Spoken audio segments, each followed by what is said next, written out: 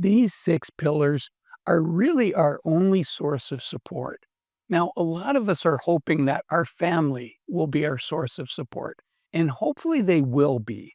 But you know what? They've got their own lives, and they may be there for us, they may not be there. So in today's video, I want to share with you the 6 pillars that we can count on that are somewhat in our control. And the first one is our health, both our mental health and our physical health. Now, we can only do so much about our physical health.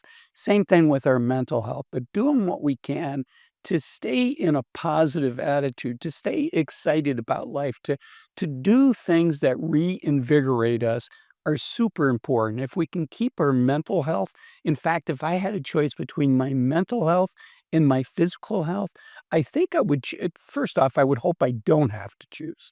But if I do have to choose, I think I would choose my mental health because if I can stay in a positive frame of mind, then I'm much more likely to enjoy the journey.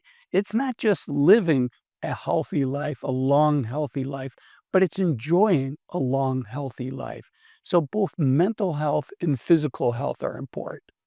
The second one is, as I said, we may not be able to count on our family. I know a lot of folks that, for whatever reason, their family just is not there the way that they thought they would be as they entered retirement and as they aged.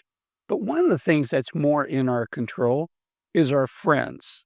Figuring out, who are the people that uplift us, that give us energy, that we enjoy being with.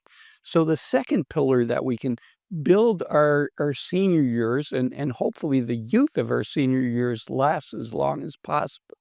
But having good, solid friends that uplift you. Now, many of us, after 5, 6, 7 decades, we have both friends that lift us up, and then unfortunately, we have friends that don't lift us up. And thinking through, does it make sense to stay with those friends that don't lift us up? That's a complicated question that only you can answer. But in my case, I really just want to focus on the friends that lift me up. It's okay for us to have a period of time where our friends are lifting us up and we're friends with them. And then maybe our paths separate. Okay. The next one, and again, these are things that can be taken away, but they're more in our control than hoping that somebody from our family will be there and will take care of us. So the third pillar is our finances. We spend our life preparing for retirement, preparing for our old age, and we can only do so much. Now, fortunately, here in the United States, most of us will have Social Security. Hopefully, it will be there when we need it. But that's a good safety net. And then it's important to have money above and beyond that so that we still have optionality. We still can choose the things that are important to us. We can choose the things that we want to spend our time and our money on. So having your finances is an important piece, but don't over rely on it. As a retirement advisor for over 20 years, I met many people that were hoping that their money would allow them to stay in control of of their situation, and our money can only do so much for us. And the other thing is, don't assume that you're always gonna be able to make your own finance, your own investment decisions. For many of us, at some point, if we live 85, 90, 95 years old, or maybe even younger, we lose the ability to manage the complexity that comes with financial and investment decisions. So it's important not to fool ourselves thinking, you know what, my money is going to save me, my money is going to give me the life that I want. Having money is good, but it's not the end all be all. So be prepared that if I'm going through a difficult time, I'd rather go through a difficult time with a little extra money rather than not having enough money, but it's not gonna solve some of life's most complex problems, like once we lose our health, once we lose our mobility, once we lose our mental faculties and our ability to make complex decisions for ourselves. It's nice to have money, but money is not gonna solve all of those challenges. I should mention, out the window here, I am on vacation in Sweden.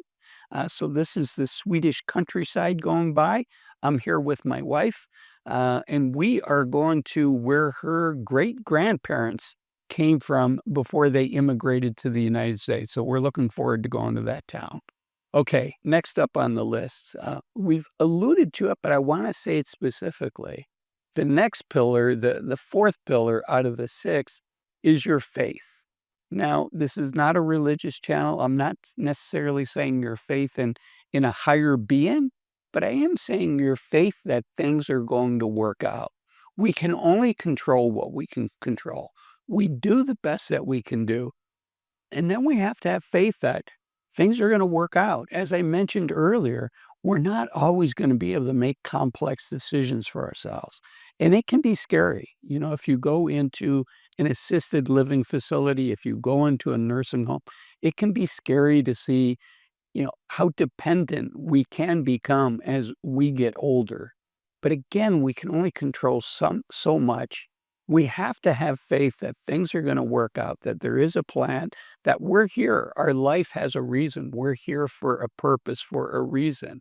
And to give up some control, and related to giving up some control is your acceptance as things change. Is one of the things that I see can have a big impact on people as they get older. If they're placing all their faith that if they have kids, that their kids are gonna be taken care of, they can be sadly disappointed. If a child that lives 2,000 miles away is not moving close to be with mom and dad when they have health issues, or if you're planning on moving to see them, and to be near them, that can sometimes be a difficult conversation depending on, if they're married, who their partner is, how they feel about, you being close by, how they feel about, uh the relationship between you and your adult kids beginning to take more of your adult child's time. So that can lead us to disappointment if we're focused on hoping that somebody else is going to be there to take care of us. Uh, and then the next one is cherishing our independence as long as we can keep it. Our independence to hopefully we can drive. That's a big one as long as possible. Uh, and we can just have our independence to make decisions, to do things that we want to do. And it's important that people know what things in our life are the things that really bring us joy, because there are difficult decisions as we get older. What does life look like? At what point do you say, you know what? For instance, in my mother's case, she has a do not resuscitate. And my family and I know what the things are that my mother enjoys doing. And if she were to lose the ability to do those things, she probably wants us to honor that do not resuscitate. So knowing what those are for yourself, keeping your independence as long as you can, but as we start to lose that, accept it, because acceptance can give us freedom. Acceptance can give us the ability to enjoy things, and doing what we can to maintain our positive mental attitude and our positive physical condition. If you enjoyed this video, the YouTube algorithm says this is the next video of mine that you should watch next. Thanks for watching this one. Bye bye.